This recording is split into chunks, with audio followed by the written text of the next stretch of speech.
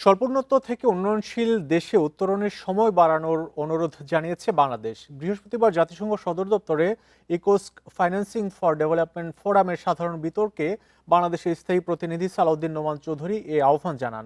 তিনি বলেন, ভূ রাজনৈতিক সংঘাত, উন্নয়ন সহায়তা কমে যাওয়া, জলবায়ুজনিত অভিঘাত, বাণিজ্য প্রতিবন্ধকতা ও জ্বালানি খাতের অনিশ্চয়তা উন্নয়নশীল দেশগুলোর নীতিগত পরিসর ক্রমেই সংকুচিত করছে।